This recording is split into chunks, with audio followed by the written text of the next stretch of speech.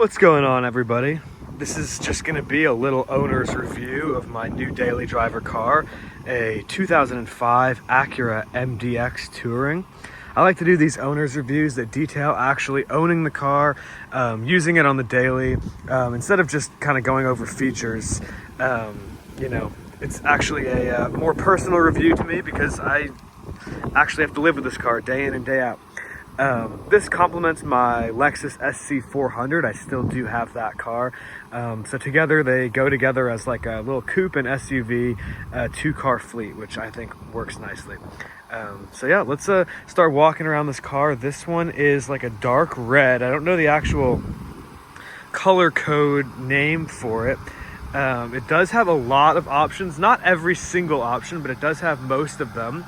And full disclosure, this is not like a museum piece car. It does have some cosmetic issues, as you can see, just some paint fading, a few little things, but I think that means it's a more accurate review. It's not some showroom piece that's been preserved this whole time. It's just a car that's been out on the road.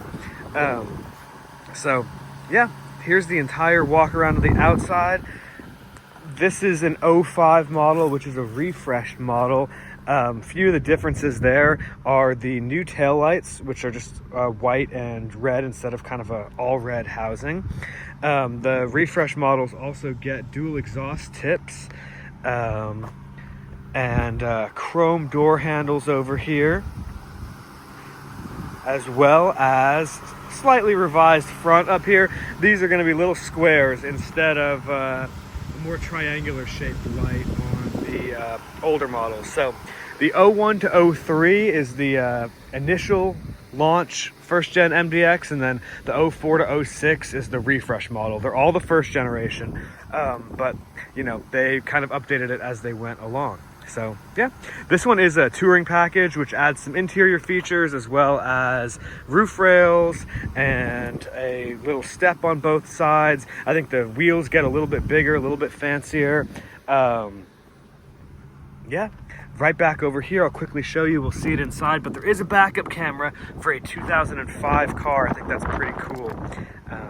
Yeah, so I like the exterior styling. I would not say that it's super aggressive or beautiful or anything that's gonna snap any heads or anything, but it looks nice. It fits in. It looks tough.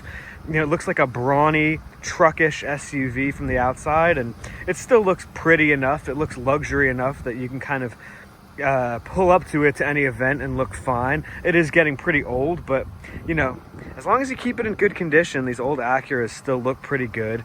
So I don't really have any complaints. I know before I bought this car, I always thought it just looked a little too, I don't know, basic. It didn't have any real style points or flair, but I've grown to like the way it looks. It's replacing my old 2002 Lexus RX 300. So this isn't meant to be a complete comparison video, but I'm going to sort of compare it to my ownership experience with that. So yeah, it definitely looks tougher than an RX 300, and it's definitely quite a bit larger too than an RX. Not just a 300, but any RX really. So yeah, bigger car, a little bit tougher looking, a little bit more powerful. Let's hop on inside here. Ooh, alrighty. So we're inside the Acura MDX. I think it has a pretty interior. It's nice and regal, and it looks nice. Compared to Lexus and Mercedes and BMW, I always think the materials and the overall presentation of Acura is a little bit less posh, a little bit less luxurious. The quality just isn't quite as high, but the Acura makes up for it in other ways. So that isn't something that is a deal breaker at all, especially when you're looking at an older car on a budget like this. I could see how, brand new in the showroom, you'd get in here and you'd start kind of feeling the materials, tapping them around, comparing with maybe a Lexus or a Mercedes, and just think, it feels a little plasticky, or it feels a little light or chintzy. But at this point in time, I really think that since it's held up so well and it still looks nice, it's a little bit more obsolete. I will say I do miss some of the touches in the Lexus. For example, in a Lexus, you'll get real wood for the accents. In an Acura, at least these older ones, you're gonna get a veneer wood, so it's like a plastic. The only real wood is on the shifter. This is actually a shifter I switched in. Very rare shifter. A few of these MDXs came with an all wood shifter. Mine didn't, but I found it in a junkyard and switched it in. So this is all wood, and you do touch it a lot, so at least there's that. I do appreciate that. I guess we'll start off by diving into the gauge cluster here. As you can see, I have almost 195,000 miles on this car. I got it only about 3,000 miles ago, so about 5 months ago. So I've had enough time to really get used to it and enjoy it, but I didn't put most of these miles on this car. As you can see, there are they keep it pretty simple. It's just going to be fuel, temperature, tach, and speedometer, along with your odometer and trip meter. I have two little warning lights. One is an airbag light, which is apparently just a sensor that I don't have the time and patience to fix, and then a tire pressure monitor sensor. Again, all the tires are good on this car. I just don't have the time or patience to fix. Maybe someday, but it's one of those things that doesn't affect anything, so I just let it be. This is a 20-year-old car. Moving over into the center stack here, there is climate controls. It's nice that they put this little bit up here because my screen is broken. This car was supposed to be a navigation model. It came with a navigation screen, which had totally died. So I tried swapping in the more basic variant package, which is just a trip computer. All that works on the trip computer is the clock, so none of the other buttons work. I do have a little, let's see if I can find it here, a little pigtail wire that I ripped off a junkyard MDX, and it's supposed to make this work if I can just wire these correctly, solder them. I think I have to buy another cable and like splice it in there. It's a bit of a project. I'm not a electronics specialist, so one day maybe I'll do it, or I'll pay someone to do it, and that would get me my fan speed controls, a compass, and a fuel, like a range and fuel monitor, miles per gallon meter, which would all be very helpful. You can still control the AC up here. You can control the temperature, you can put it on auto, you can put it on recirculate. Even on the hottest days, you just set this to a sufficiently cold amount and it'll start blowing out nice and cold. I've had this car all Texas summer, and it does fine even in 105-degree weather. You just set it cold enough. But it would be nice to have that fan speed for extra precise AC controls. And I do like having the trip meter, knowing exactly how many miles I have left, and not just having to kind of look at that and guess. But another project for another day. Down here below we have the radio, stereo head. Another project I want to replace, put a Bluetooth head unit in. It's nice that it's separate from everything else, so it's a very easy swap. That's probably the first item on the agenda for me on this car. However, I use the FM transmitter and it sounds fine. I'm not an audiophile snob, so the music sounds fine. Sometimes, especially when you're in heavy traffic or like under a tunnel or something, you'll get some static, but this works fine. I just would note that it's a pretty easy fix. So if you're looking into one of these and you want to put a better sound system in, it's nice and easy. You just get the Metra kit and any little Bluetooth head unit, $100 all in, and an hour of work and you'll be good. Down below that, DVD player, never used it. If you didn't have the DVD option, this would be a little storage unit, and I kind of wish I had that because, I don't know, it's just taking up space down there. Cigarette lighter down here. Here's going to be your transmission. I'll talk about it briefly. So it is a 5-speed auto gated. The pros with this are gated shifter. It's nice. You can shift between gears pretty easily as compared to like a RX or some of those other crossovers from the mid-2000s that kind of just make you put it in drive. I kind of did a little joyride out here in the central Texas hills, and it's nice to be able to put it down in a lower gear for hill climbing and hill descending and stuff like that, passing on the highway, etc.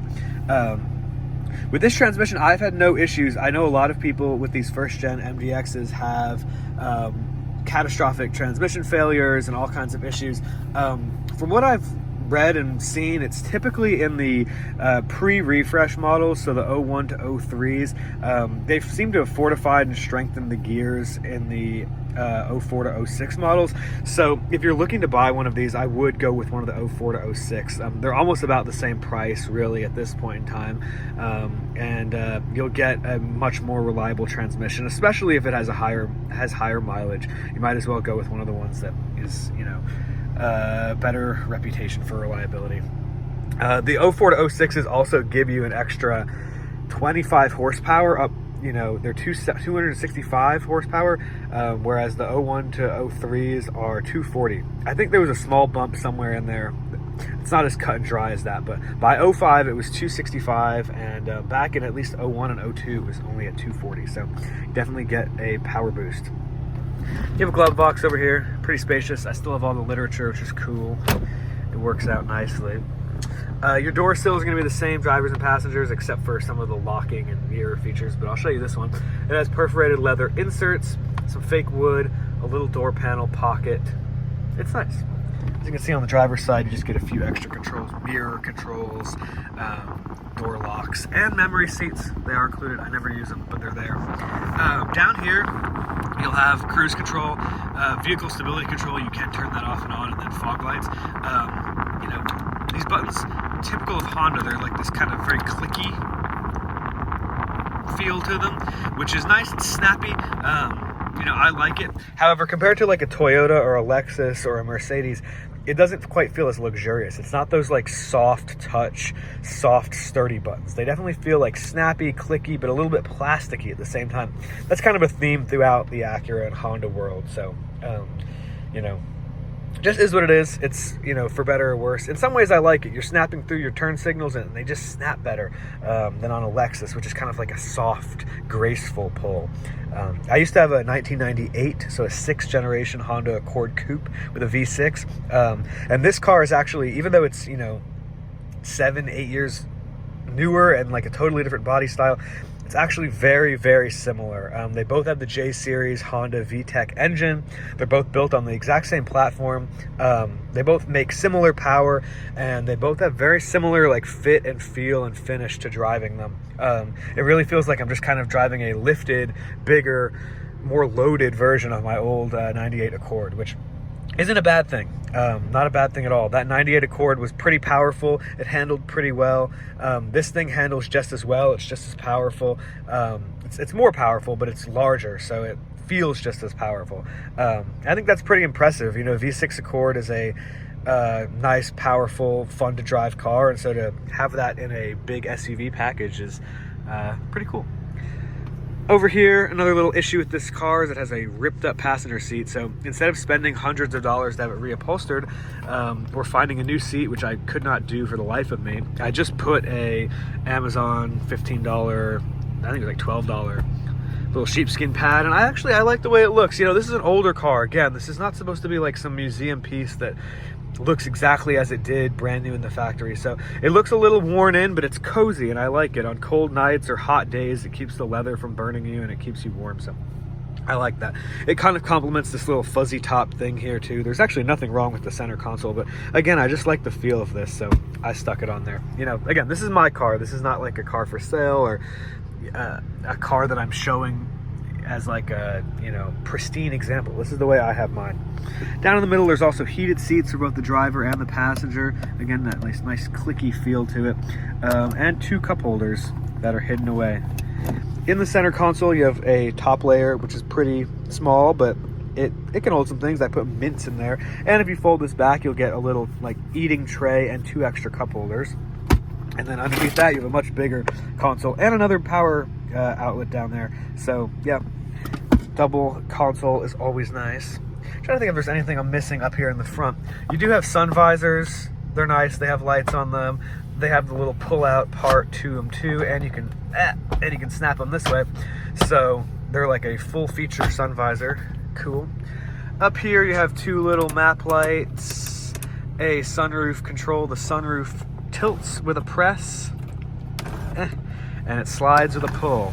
So this sunroof it is bright out today. This sunroof's pretty small. I don't mean to bash this Acura too much for not being as luxurious as Lexus, but the Lexus sunroofs are definitely a lot bigger, they're smoother, they're one touch, they're just like a luxury sunroof. This sunroof is just like it's like a little sunroof. My hand's almost as wide as the sunroof. But it does the job, it still gets fresh air in here, it's better than no sunroof. And it has this visor, which is cool. It blocks out the sun, it blocks out the wind, it kind of protects the top of your car, and it looks cool from the outside, so I like it, I like it. What else is there to show? We have some grab handles. There are airbags in all of the pillars of the car, and it's a pretty large car. So I feel like it's, for the age, pretty safe. It would make a good first car. It's not one of those cars that feels like it's like flimsy and, you know, you're just, it's over at any little bump. I actually have had a few little fender benders with this car, other people hitting me and stuff, and it's held up fine. Got some scratches, but nothing crazy. I will say there's a bit of blind spot with these mirrors, which is why I've added the mini mirror here. It's not terrible. It's not like, you know, an unsafe feeling, but I saw these little mini mirrors at Walmart, and I stuck them on there because these mirrors are they're a little small for the size of the vehicle, I feel like. Although I will say overall visibility is really good. I mean, lots of nice big windows. You really do get to see most of the road, but there just seems to be these little blind spots that I've remedied with the mini mirror. So easy, not a problem at all. Yeah, I guess we'll go down here quickly. You do have your go pedal and stop pedal, brake and gas, and a dead pedal, as well as a parking brake, which is down at your feet. There's the hood release, and the gas cap release is right down there, so you'll kind of want to have your door open to use that. So yeah, that is the front of the MDX. I guess I'll show you the seats real quick when I hop out. You do have some puddle lights on the door, which is cool, and Acura lettering on the door sill, as well as floor mats. These are the seats. I like this. This is called the saddle brown interior. I feel like it has a little bit of old money feel over a regular tan interior, so I personally like it. They don't really make too many cars at this color anymore. The seat has lots of adjustments. You know, you can go back, forward, lumbar, up and down. You can even go this way, up and down. So just like a luxury car should. Same on the passenger side. I don't have to show it to you. Let's head around to the back. There's your fuel cap, by the way. It's on the driver's side. There also are mud flaps on the touring package. Just adding a few little details to make this a better tourer. It really is a good road trip car, a good car to kind of take on an adventure. Especially now that it's a little older, you might not mind it getting nicked up a bit. So I like the vantage point you get from the back seat here. It kind of sits up nice and high, and you still get to see all of the road around you. So it's not like some back seats you just feel like claustrophobic, and this one does not feel that way, which is nice, even though I never really sit back here because this is my car. But yeah, nice big commanding view. First thing I'm going to point out up here, you have two little map lights again, and then disconnected from them is a rare option on this car. It's the rear seat entertainment. So it's a pop-out TV, as well as some audio controls, DVD controls. It would only work if my navigation system worked. It's like all linked together, so it's not working right now, but when I get it working, I you know, would love to just kind of mess around with it. I'm sure it's not something that I'm actually going to be using much, but it's cool that it's there. There also are rear climate control vents with full control. I mean, you can point them where you want them to go. You can select how hot or cold you want them to be, whether you want them at your feet or your face, and the fan speed. So compared to some rear seat climate controls, these ones do give you all the options that you need. Otherwise, it's a little simple back here. We're not doing anything crazy, just your door pockets with extra cup holders down there, and then each outboard passenger gets two cup holders, actually, because you'll have two more in the center armrest. So that's nice. 5 full-size big seats back here with no hump in the floor, so you could definitely fit, not 5, sorry, 3. You could definitely fit 3 people pretty easily. 2 seat back pockets, plenty of space there. Yeah, not really much else to show in these middle seats. Just kind of another pan of the entire car. Let's hop around to the back of the vehicle.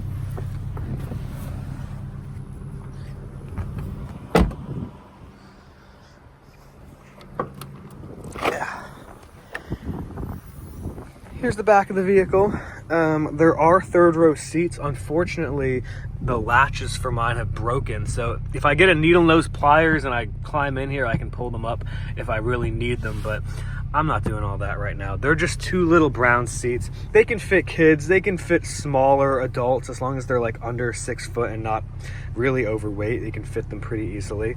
Rear seat passengers also get a little storage cubby right here, and they get 2 cup holders, another storage cubby over there.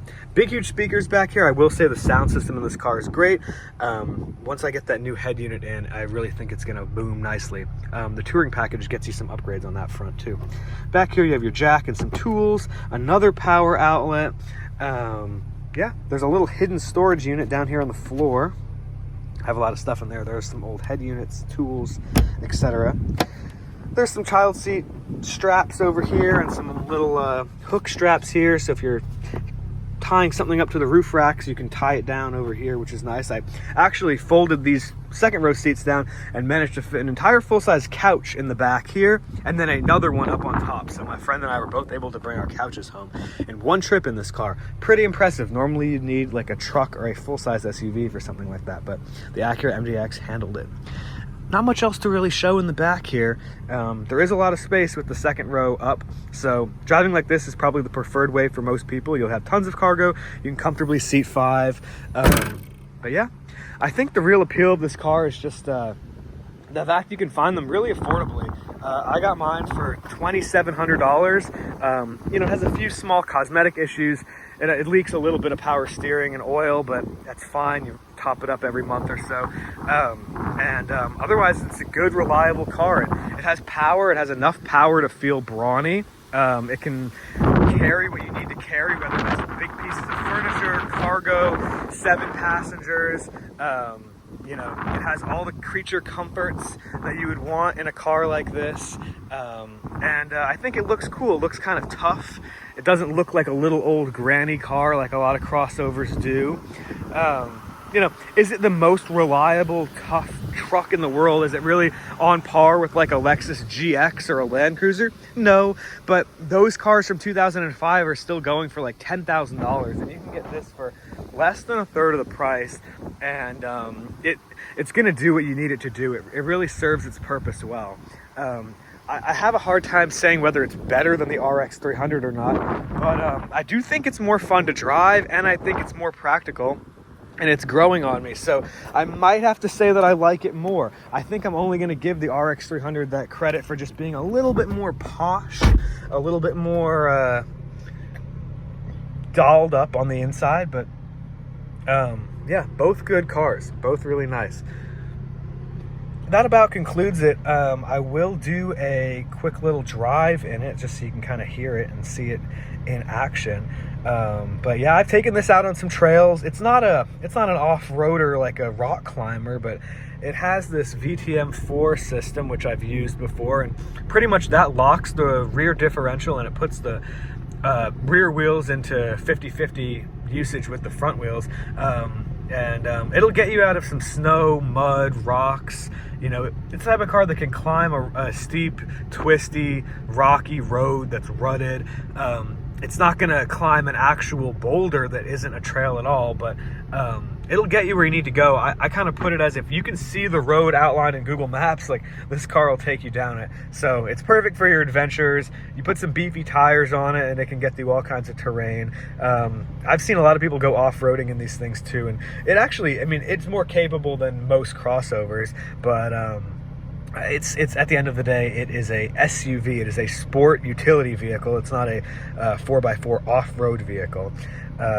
Yeah, I guess one other little point to touch on was I saw a Car and Driver 2001 review of I guess it's a comparison review of all the luxury crossovers at the time.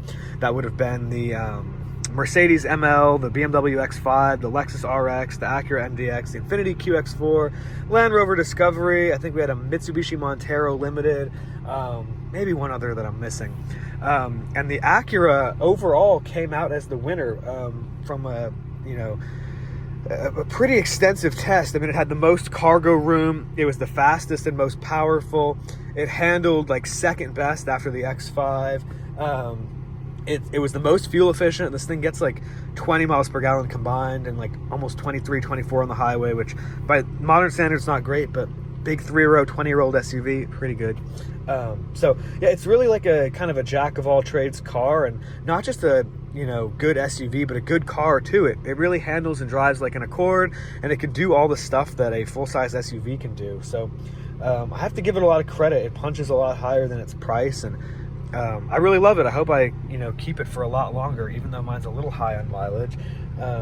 And I definitely recommend getting one of these. I wouldn't say that it's like a collector's car, and I wouldn't say that it's a legendary car. I would just say that it's a super solid and cool car for someone who just wants a good car to spend life with. So, yeah, lovely. Alrighty, so I don't have a GoPro, so this is gonna be a little shaky, but I'm just gonna do a little quick drive, you know, maybe a good minute down this nice windy road. So you can kind of see driving dynamics. I know it's hard to see when you're feeling it, but I mean, it's hard to feel when you're just seeing it through the camera, but I just figured I'd show you.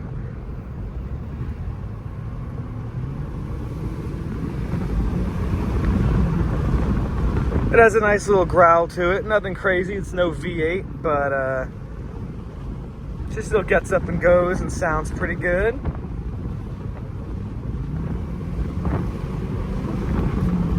Let's not hit somebody. Whee! Decent handling in the corners. You can really feel those rear wheels kind of kick in when it detects any sort of slippage. Yeah, that's driving the MDX. I'm gonna put this down before I go off a cliff.